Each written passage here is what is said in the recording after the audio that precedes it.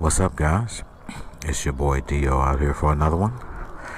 And today we're going to be out here on the newest bike in our fleet, the Livelo Monta 500. This is our latest score off of Amazon.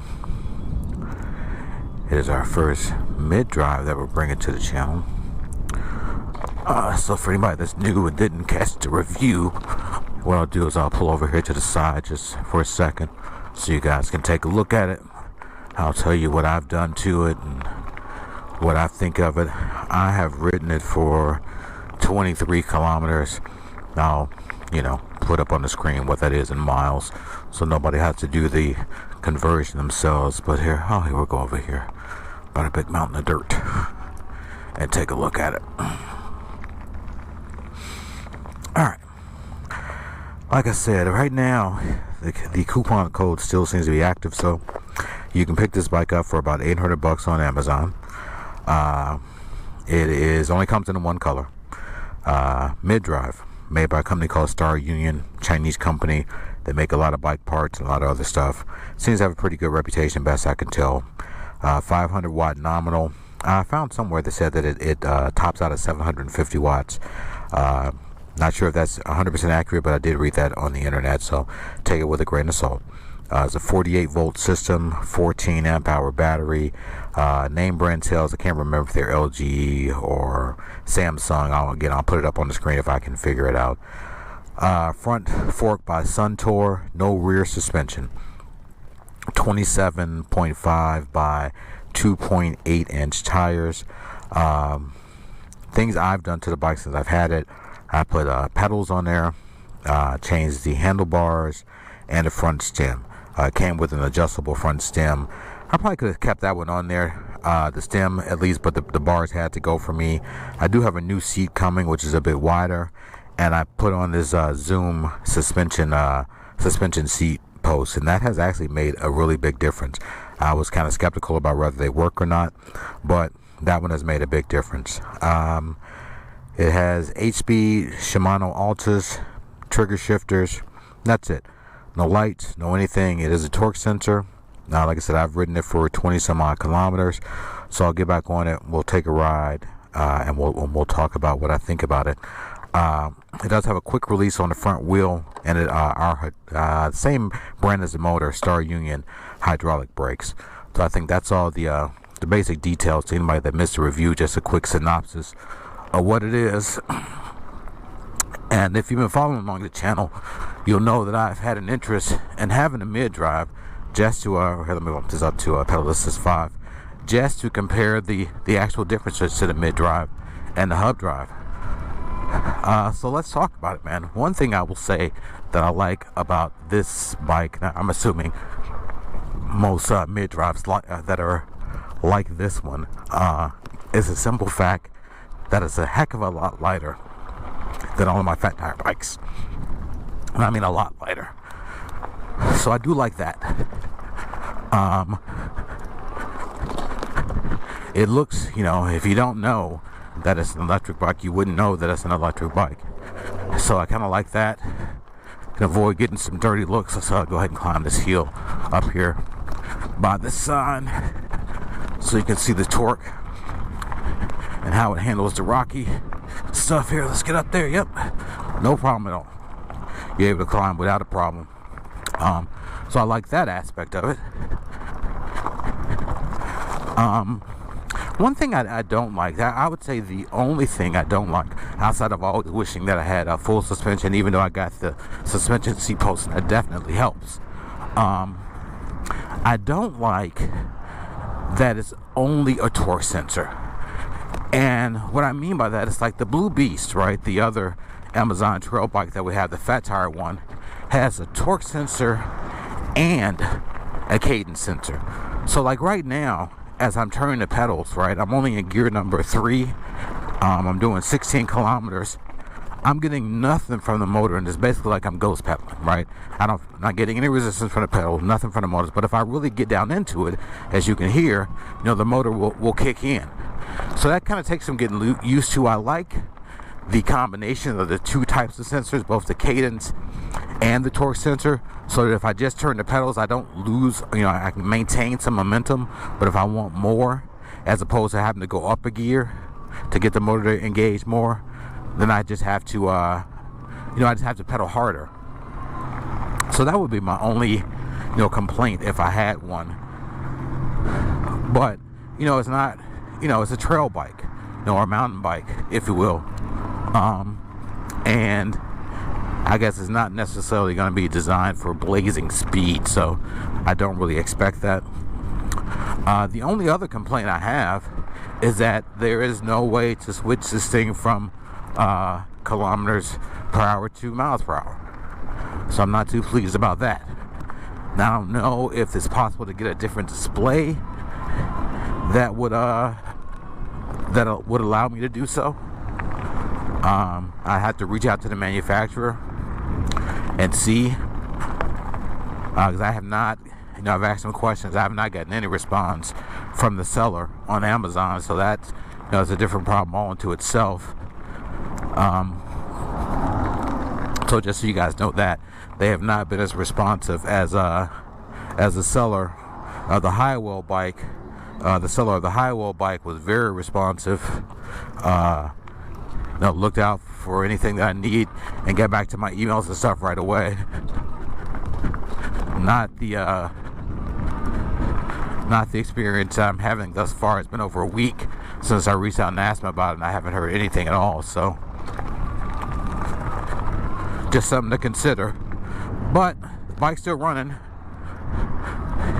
but obviously it hasn't been long. Haven't really put any serious miles on it, so. But that's something that you guys should know. Just customer service is a part of it. I guess you never know. As people have said the same kind of things about Onyx and Super 73. I had a hard time getting customer service from area riders, so you just never know, man. I can't even put that off on Amazon bikes. You just really never know what the customer service or the service after the sale is going to be like with any of these bikes.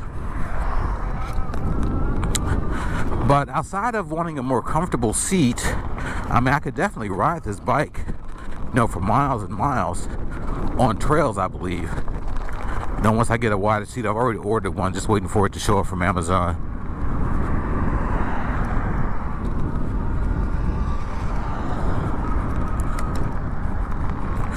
Trigger shifter works really good. And it does have a throttle. So if you get tired of pedaling, you can just hit the throttle. That doesn't look good. That car over there, jacked up. What that's about.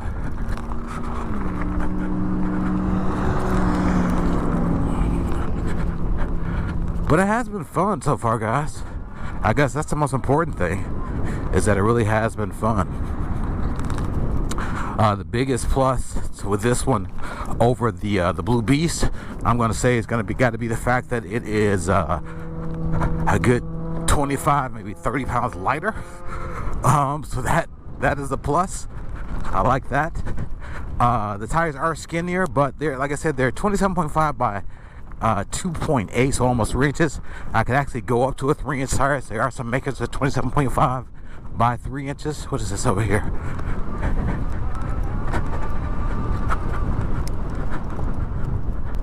So that's the thing.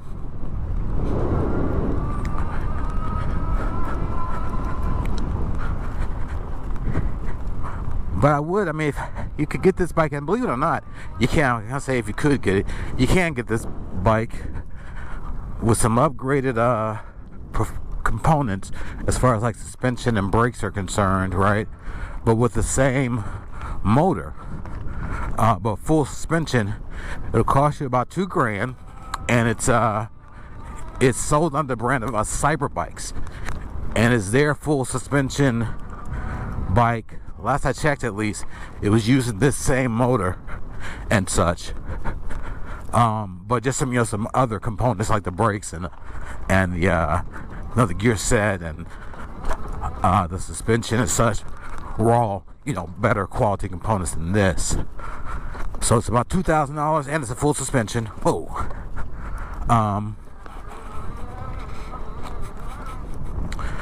So that's an option. I thought about that because I would love to have a full squish. I don't know if I'll feel a little bit better about this one once I love this. Just no real trails, you know, it's just kind of out in the desert, making your own trails and finding your own way. We'll go back to where we were coming from.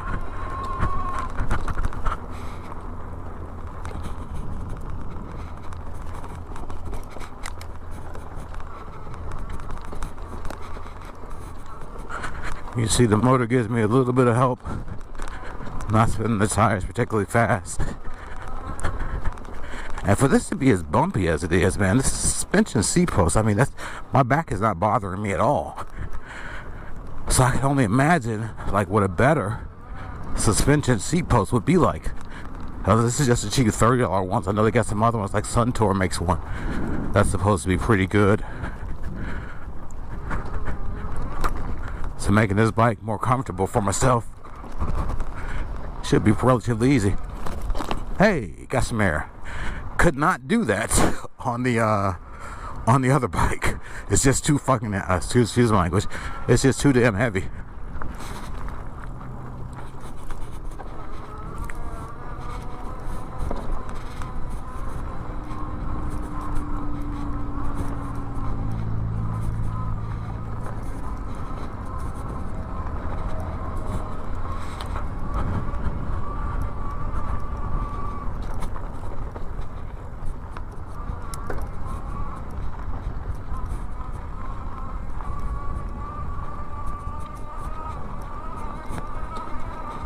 Yeah, I'm really.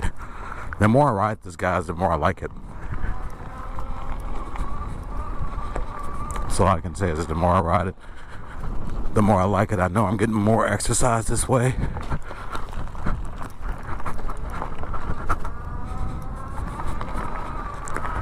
But I definitely have more control over my speed.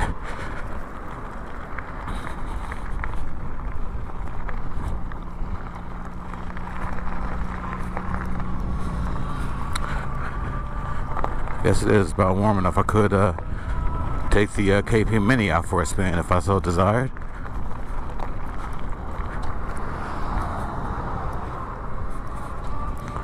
But that's gonna do it for this one, guys. I just wanted to get out here and give you guys my impression of this bike, riding it, let you see and hear it perform. As you can see, I've hit some I mean, no big jumps or anything, but this has definitely not been smooth terrain, and it's not making too much noise. So gotta love it, man.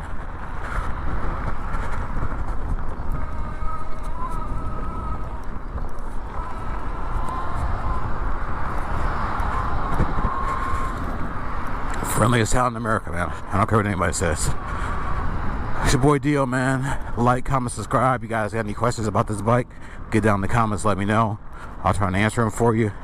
But so far, I recommend it. I'll catch you guys at the next one. Peace.